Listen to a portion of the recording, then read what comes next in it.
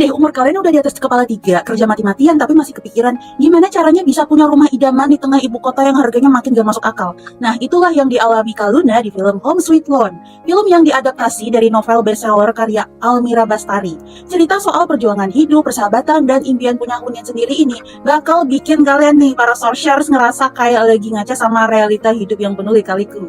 Hai Sorshare, selamat datang di channel Click Source, dan sekarang kita berada di segmen Ellen Let's Movie Discussion. Oke, jadi di segmen kali ini, Min Source mau nge-review film yang sebenarnya tuh udah tayang dari bulan lalu, dari sekitar akhir September itu kan udah mulai tayang ya, tapi baru sempat Min Source review sekarang, yaitu film Home Sweet Loan. Sebelumnya, Min Source mau minta maaf nih, karena baru sempat nonton Home Sweet Loan ini sekarang. Semoga belum telat ya buat nge-review. Soalnya kemarin jujur nih, Min Source itu emang lagi sibuk-sibuknya nonton film lain dulu. Dan karena segmen kita ini kan segmen Let's Movie Discussion itu cuma tayang tiap weekend. Jadi ya Min Source harus atur jadwal dulu biar semua konten bisa rapi untuk tayang. Sebelumnya, Min Source kan udah sempat nih singgung soal film ini di beberapa konten harian kayak yang gini nih. Tapi ya emang nih baru bener-bener sempat nonton versi full filmnya itu ya minggu-minggu sekarang ini. Ya, oke lah, tanpa berlama-lama lagi, langsung aja kita bahas filmnya ya. Sabrina Rochelle Halimi adalah salah satu sutradara berbakat dari Indonesia. Dia balik lagi nih dengan film barunya yang berjudul Home Sweet Loan. Film ini diadaptasi dari novel bestseller sekitar tahun 2022 karya Almira Bastari. Ceritanya itu tentang 4 sahabat yang udah temenan sejak SMA dan kerja di perusahaan yang sama. Tapi nih, walaupun kerja di tempat yang sama, nasib mereka itu ya berbeda-beda. Di umur mereka yang udah masuk 31 tahun, mereka itu berjuang buat punya rumah idaman yang deket-deket Jakarta.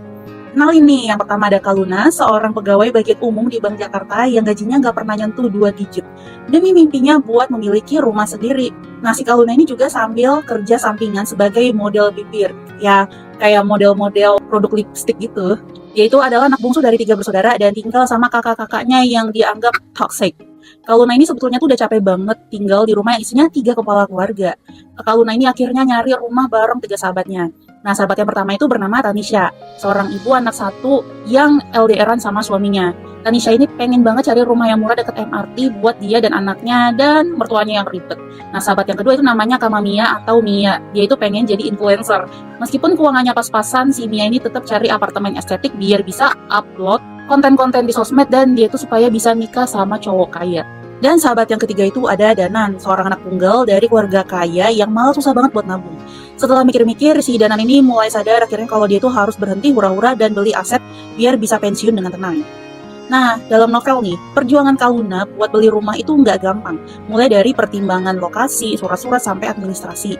Nah, bahkan ya, dia itu juga harus menyelidiki pengembang apartemen dan juga nyari info soal hal-hal mistis yang mungkin ada di tempat tinggal tersebut. Di tengah-tengah usahanya, Kak Luna itu juga harus menghadapi masalah sama pacarnya yang bernama Mas Hansa, yang selalu nuntut si Kak Luna itu buat selalu tampil sesuai sama kelas sosialnya.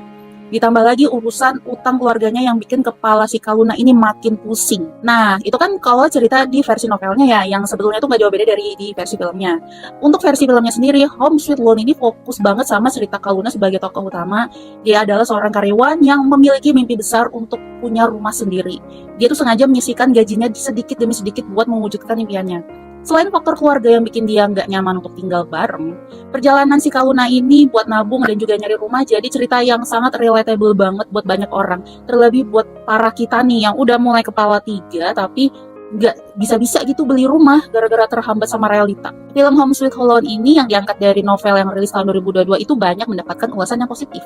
Walaupun ya nggak semua yang ada di novel itu dimasukin ke film, cerita Kak Luna tetap padat dan juga bikin kita para penonton ngerasa relate. Iya, gimana enggak?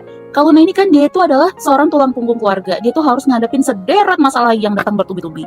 Keadaan yang mentok itu bikin si Kak Luna itu harus ngambil keputusan yang terbatas dan akan menentukan nasib hidupnya. Dengan cara yang sederhana, film ini ngegambarin realita banyaknya perempuan seusia Kak Luna yang pengen banget punya rumah yang nyaman. Nggak cuma dari segi fisik, tapi juga dari makna orang-orang yang mengisi rumah itu. Yunita Sregar yang memerankan Kak Luna ini, dia berhasil membawa karakter yang sederhana tapi kuat. Di sini kita para penonton itu bisa ngerasain emosi lewat dialog dan juga ekspresinya yang pas dan gak berlebihan. Karakter pendukung seperti orang tuanya Kak Luna itu juga makin bikin film ini solid dan bikin kita ngerasa dekat sama kehidupan mereka. Film ini sukses ngegambarin keresahan hidup kelas menengah yang punya mimpi besar tapi harus berkompromi dengan kenyataan. kalau Min Source pribadi nih ya, kasih jempol banget deh buat alur cerita Home Sweet Loan ini yang durasinya tuh lebih dari 100 menit. Ya, karena bener-bener pas gitu loh alurnya, ceritanya nggak bikin bosen. Pokoknya konfliknya ada aja gitu yang baru. Dan itu juga perpindahan antara cerita satu dan cerita berikutnya itu sangat smooth dan sangat-sangat nyambung. Dari awal sampai akhir flow ceritanya itu sangat natural dan juga relevan. Apalagi angle kamera dan color gradingnya pas banget sama genre drama ini. Warnanya itu bisa ngasih vibe yang mendukung emosi di setiap adegan. Untuk musiknya sendiri, Min Source juga cukup suka ya, karena musiknya itu pas banget untuk di beberapa adegan film ini. Kalau ditanya momen yang paling baper, wah ini waktu si Kaluna tuh udah hampir kebeli rumah impiannya ya, tapi dia harus sekali lagi merelakan impiannya demi ngebantu orang tuanya. Rasanya tuh haru banget ngeliat keikhlasannya si Kaluna, apalagi pas ayahnya itu bijak banget ngambil keputusan buat jual rumah demi Kaluna. Respect banget sih sama sosok ayah yang bener-bener udah ngerti betapa banyak yang udah dikorbanin Kaluna buat keluarganya. Ending di film ini juga Min Source suka banget, karena semua emosi yang udah dibangun sepanjang film ini benar-benar terbayar lunas di akhir film ini. Pokoknya sangat memuaskan batin Min Source banget. Meskipun ya mungkin ada beberapa detail yang masih menggambarkan gaya hidup kelas atas, padahal konteksnya itu kan menengah ke bawah. Ya tapi itu cuma minor sih, nggak yang terlalu banyak banget, itu juga penilaian Min Source secara subjektif.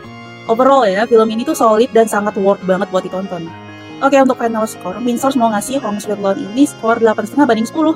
Kenapa? Ya karena emang film itu sukses banget ngegambarin keresahan generasi kita yang lagi berjuang buat punya rumah sendiri. Apalagi dengan segala drama dan dinamika hidup kelas menengah. Cerita karakter dari Kaluna yang sederhana tapi kuat banget, ini bikin penonton bisa relate, apalagi soal keluarga, karir, dan impian besar yang kadang mentok di realita. Penampilan dan makeup Yunita si Regar di sini tuh bener-bener dibikin sederhana banget dan nggak dibikin kayak kelas-kelas atas, nggak yang terlalu fashionable banget deh, tuh pas banget. Apalagi tuh tone makeupnya tuh agak gelap dan bajunya tuh kayak kemeja seperti pakaian kita sehari-hari. Penggambaran karakter utamanya itu sangat solid banget dengan acting Yunita Regar itu yang natural, ditambah dialognya penuh makna tapi tetap ringan buat dicerna. Ya meskipun memang nggak semua bagian dari novel ini bisa masuk ke layar lebar, film ini berhasil memilih part-part penting yang bikin alur tetap padat dan nyambung. Kekurangannya, mungkin beberapa momen terasa sedikit datar, tapi secara keseluruhan Home Sweet Loan ini tetap worth it buat ditonton, terutama buat kalian yang lagi berjuang dengan mimpi-mimpi besar di tengah keterbatasan. Mimpi-mimpi yang sebetulnya tuh buat kita besar, tapi buat kalangan atas itu biasa gitu. Oke, menurut kalian gimana? Kalau kalian udah nonton, coba sharing pendapat kalian di kolom komen ya. Jangan lupa subscribe channel Klik Source untuk menikmati konten-konten kami yang lainnya. Segmen Let's Movie Discussion akan selalu tayang setiap weekend. Jadi jangan lupa klik lonceng supaya dapat notifikasi dan gak ketinggalan sama video-video kita yang lainnya. Follow juga sosial media kami supaya gak ketinggalan mendapatkan update berita dan juga mendapatkan konten fresh setiap harinya. See you!